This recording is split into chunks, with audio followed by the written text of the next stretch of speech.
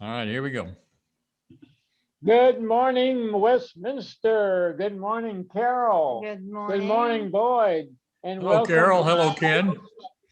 Who's that lurking down below there? That looks like Brian Grossman. Brian, Good morning, welcome. everybody. Thank you for joining us. Oh, it's my We're just pleasure. so delighted to have you. Can you tell us a little bit about yourself and how you got to be at Westminster? Well, surely not because of my age, but I made my way to Westminster. It's been about 4.5 years now. And I come from a 5-star club background and worked for Marriott for 13 years, did some private catering and some chefing. Wanted to move into something a little bit more stable. Hotels were too unstable at the time with all the layoffs, and I've always wanted to work in a retirement facility, and this opportunity to work at the best came up, so I jumped at it. And Chuck and I hit it off, fantastically from the beginning. And 4.5 years later, I think we've turned the program around from when I started till today. We made some really good strides, and we have some really good stuff in store for the future. Well, you have made really good strides. We've lived here since 2012. And so we've been through that transition. We understand what the Hopefully condition. you don't have to live through another one of those. Yeah. But so congratulations on that. Thank you. Couldn't have done it without all of you. Brian, I want to tell you something before we get really started. I love the little extra things you do, other than 3 meals a day, but like Wednesday afternoon, little surprise somethings and goodie bags or tailgate things. Those just make every day a little more special, and I think that's really nice. Well, I think today's Wednesday, right? And I think there'll be a knock at your door soon. It's Wednesday afternoon, isn't it? What are we going to get today? Yeah. I don't know what she's got today. She's got chips. It's a surprise. Yeah. Hey, Brian, how's it looking in the opening of the dining room and the new menu? Well, okay. So what we have now is, our dining room is open for breakfast, lunch, and dinner right now. We open at 7 a.m. and we close breakfast at 1 p.m. now. So you get breakfast till 1 p.m. That's 7 days a week. And the restaurant is open for lunch all the way through 7 p.m., which is the last reservation. We also have the room delivery available too for a lot of residents that are still not wanting to go down to the restaurant. Our menu right now is a 2-page menu. Starting on March 1st, we will start to put back slowly. You'll start to see different things go on the menu, but we'll start with the chef special. We're going to bring back the chef special down in the Laurel. Good. And then a few weeks after that. That's today. Huh? Is the menu the same at lunch and dinner?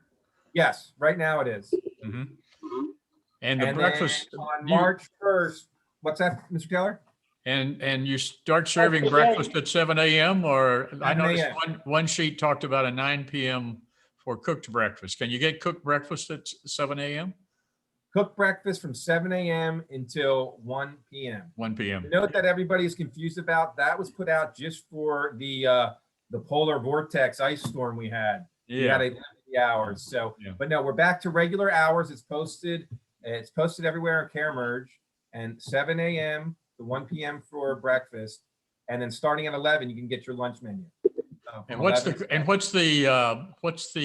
capacity limit now? Right now, we're still at the 25%.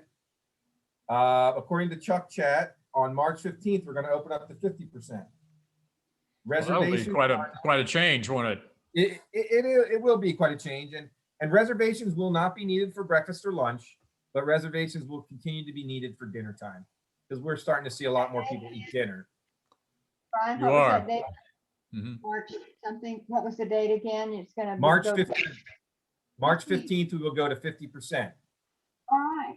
Okay. And then after that, and shortly after that, you'll start seeing different things on the menu start changing and increasing. And then in April, mid-April, we'll have a brand new menu.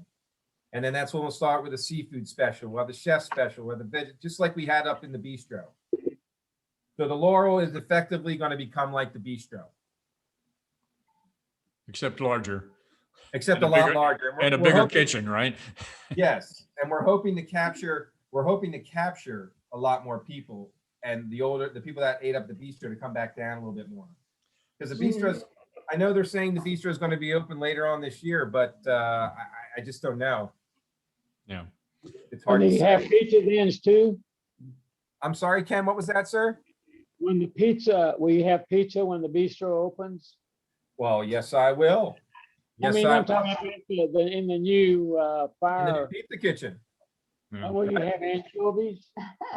If you want anchovies, I'll have anchovies. Actually, you can go outside right now and you can look down.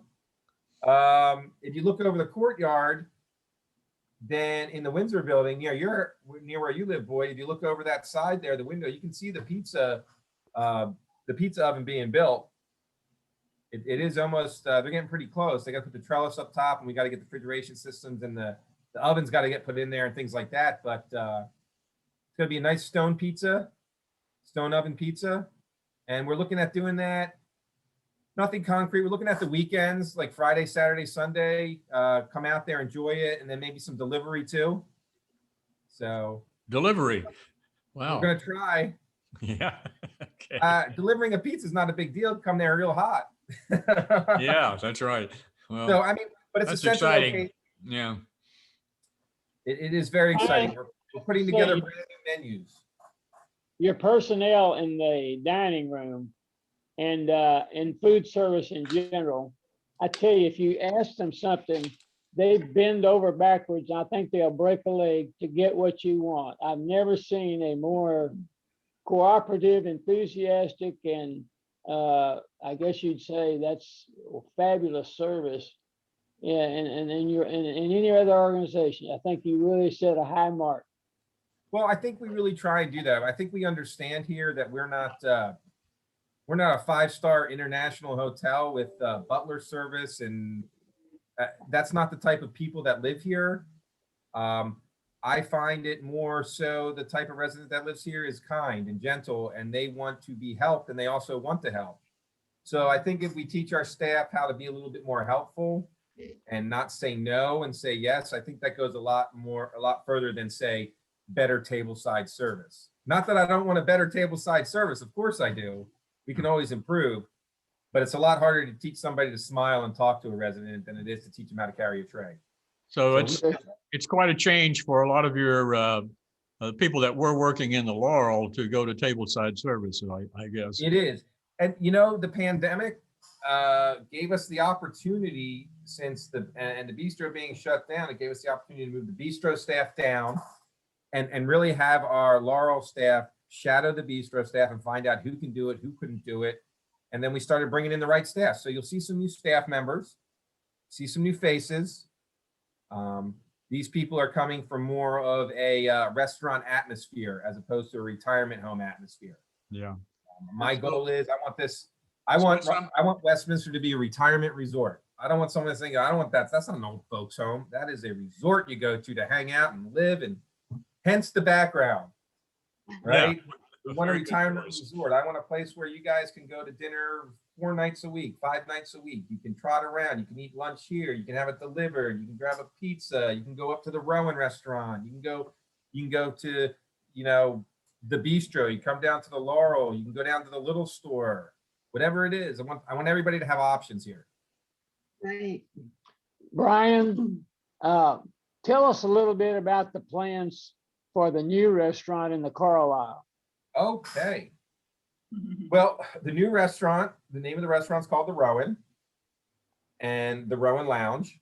So we'll have I believe it's about a 10 or 12 seat bar. And then there's a little wraparound area too with another 2 seats. So I think it's about. You mean like a mixed drink? Huh? Yeah, like a mixed drink. Yeah, Mixed like drink. a bar. Yeah. We're gonna have a liquor license over there, I believe. We'll have, I'm working on it. Yeah. And we'll have a couple beers on tap. We'll have it won't be like a big bar or something like that, but we'll have our regulars and we'll have the things that people like. We won't have the crazy stuff probably, because I don't think we would sell that kind of stuff. But if we need it, then we'll get it.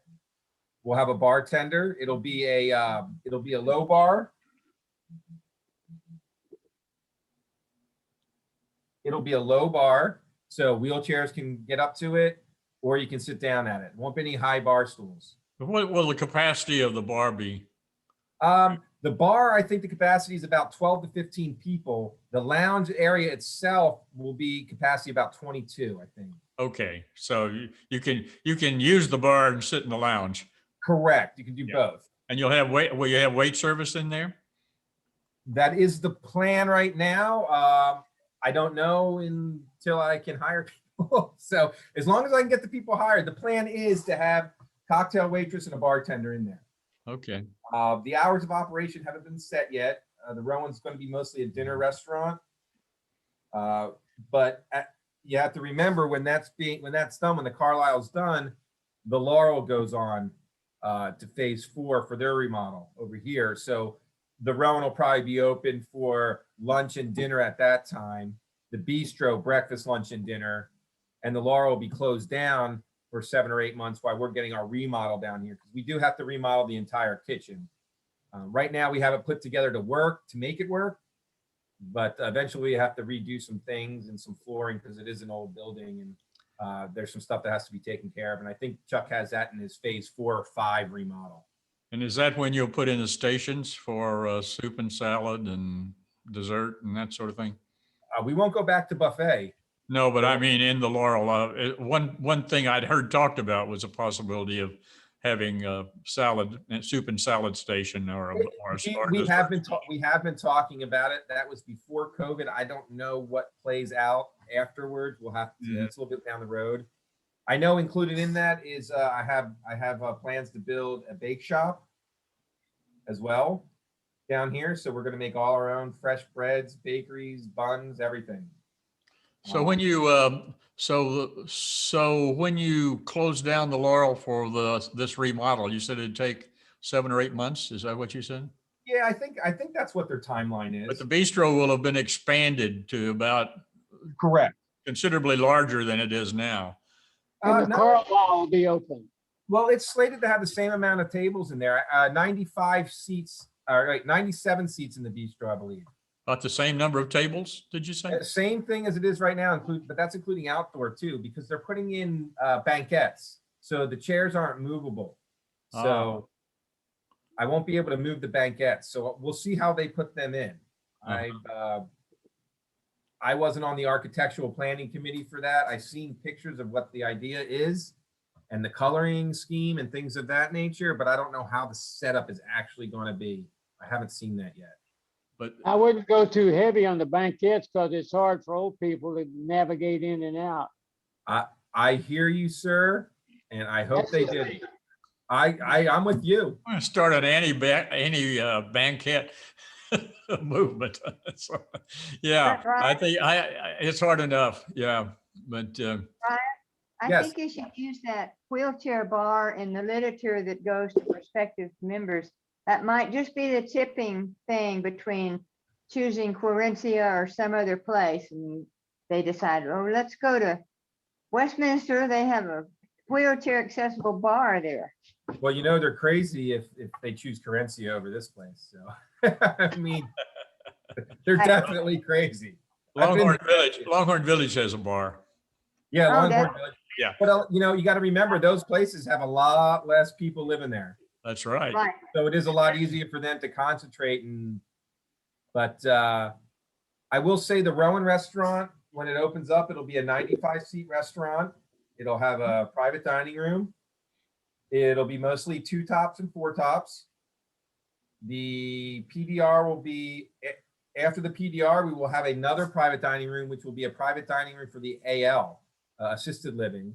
And then assisted Nice. living will have, they'll have a 45 seat dining room there as well. And we'll work off the same kitchen. So the AL will now become an a la carte restaurant as well. Oh, So- well, and that's because we're moving most of the assisted living will be moved over to the Carlisle, right? Correct. Assisted living will be moved over to the, the first and second floor Yeah. Carlisle, and the third floor will be memory care, all of memory care. So out of that new kitchen, we will feed memory care, assisted living, and the Rowan. Well, Not that'll be, yeah, that's David great. Defense. Yeah.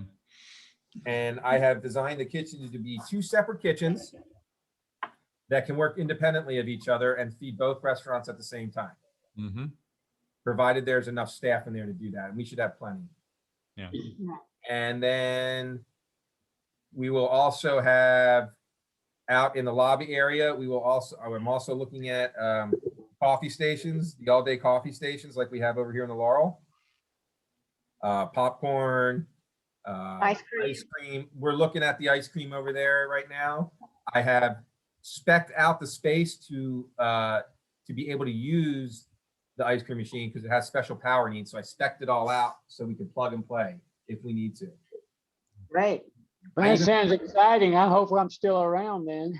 Don't tell anybody, but I even spec'd out an area for a margarita machine. Okay. Oh, Oh, that's gonna be Well, popular. we won't tell anybody. Don't tell Chuck that. So, what is going to happen to the little store? In the whole changeover. Yeah, scheme, in the remodel of the. Chuck is trying to find right now. We're trying to find a. So what's going to happen is a lot of the rooms over behind the Laurel, the 120 rooms, the swing over here by the Laurel, that's going to break out. Those are becoming the PDR, fitness room, and things of that nature. So the downstairs area is going to be mostly where the offices are going to be now. So like Yeah. I'll office out of downstairs. A lot of people will office out of downstairs and this side. So that'll give it more space in other areas. We were thinking a space like the what am I thinking of downstairs? Theater. The chapel. You see how big that area is? Mm-hmm. Something of that size for the little store. So increasing the little store, bringing more fresh goods in, sandwiches, homemade sandwiches, things like that, grab and go.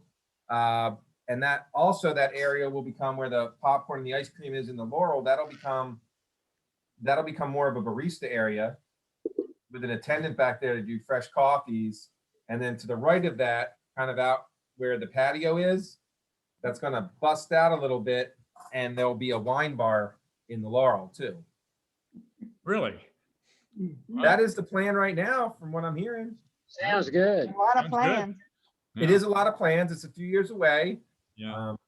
It's been a lot of work, but everybody's doing a great job with it. It's fantastic. I can't wait to see everybody's face. Maybe new people coming in, because y'all that have been living here, you're so used to the change. It's just like one thing. You wake up the next day, something new's there. So by the time we get to the Carlisle open, there'll be so many other things that have been done. You won't even be wowed anymore. That's right. But we do look forward to it, and we look forward to making it a very fun place. And it'll be an upscale restaurant, the Rowan. We'll change our steak. We'll do prime steaks and things like that. Because right now, we do a lot of prime, but we'll also do a lot of Wagyu over there. And so we're doing a lot of taste testing right now, trying to find the right meats. When you talk about staff, I suppose that one of the challenges are the sous chefs or the people that are actually in charge of those kitchens, because that takes that's an increase in your staffing. You'll have to. Yeah, I've already created a staffing model, which I'll give Chuck when he asks me for it, of what I believe I would need in order to make every resident happy. Mm-hmm. Now, maybe I'm a little egregious. Maybe I step it up a little bit. So I'm sure Chuck will look at it, and Sarah, and we'll get the right amount of people in here, and we'll do what is right for everybody, all the residents. Yeah. I He has think some background in food service, so he probably understands what you're talking about. he's got a little bit. Yeah, he's got some back there. Yeah. But The the only Chuck thing has you a know is your food staff. background himself. Chuck has a food background himself. Yeah, He that's what I does. was saying. Yeah. Yeah, he does. He does. Well, I don't know. How is it working for a guy that has been in your business? Luckily, I've been in the business a really long time, and And I've been around a lot of places and done a lot of things. Yeah. I learned a lot of good things. So it's nice to be able to talk to somebody about it and actually have them understand what I'm thinking. Because in the past, my bosses they've come from the accounting side or something like that. I It's know. all about numbers. Well, that's right? wonderful. They're really good cooks, those accountants. Yeah. Yeah. See, they don't know anything. They just know how to cook the books. That's it. So let me ask you, changing the subject, Yeah. how did you survive personally during the blizzard or the freeze? I couldn't have been more proud of my staff. Unfortunately, I wasn't able to get here. I live an hour and 45 minutes away in the hill country. So they had 71 like closed down because it was a sheet of ice. So you couldn't even get up. I tried twice. I got stuck twice on the side of the road for a few hours and Oh man, I gave up. But we were able to coordinate. I was able to do a lot of coordination from home. The days before the storm, I was in here and we got a lot of stuff. I did a lot of forethought on it and I ordered a lot of extra food and made sure that we were all stocked up and we had the water. My biggest fear is to have some kind of disaster here and not have food enough for everybody or water. And that squarely lies on me. So I was telling some people today, I said, I would much rather deal with Chuck and telling him that I have way too much food and way too much supplies than going to him and saying, I don't have anything. yeah. Well, So- some of our neighboring retirement homes did have a food shortage problem because the trucks Yes. couldn't get there and they hadn't done what you're talking about. So I have friends Yeah. who've given me that kind of report. That the menu sort of got a little the same after a while. So, You know what I was impressed with, Brian? Yes. All of the associates that were serving us and helping us with everything, always with a smile on their face, cheerful, no matter how many nights they had spent not sleeping. And they were just wonderful. I'm continually impressed with how cheerful they do whatever it is they have to do. I really think that comes because, our selection process, but also, I mean, we created more of a family atmosphere here in food and beverage, and Right. everybody loves to be with everybody, and everybody talks to everybody. And I mean, if you could see some of the text chains and stuff that was going on during the ice storm, even though I was at home, it was all the managers and the staff. They were so nice, and they were, hey, we got this. I got over here to get this. They were picking people up, helping people out. It was human kindness at its best, and I'd like to think that food and beverage portrays that every single day because I know that's the way I like it to be, and that's the way that I want my managers to be. And I think we've made that turn. You have. yes. Yeah, like I said, it's really hard to teach somebody how to be nice. I could teach them how to serve a tray, but you can't teach them how to be nice with a smile and bend over backwards. And Right. so it's important. Did you lose power at home? I was without power for 6 days and water for 7 days. Oh my goodness. I didn't have anything. I tell you, when my water came back on, I was so excited. My kids and my wife were so excited to take a shower. Let me just tell you, I had to air out my house on Saturday when it was 75. Would you go sit in your car to get warm, or what did you do? Luckily, I have a fireplace at my house. Yeah.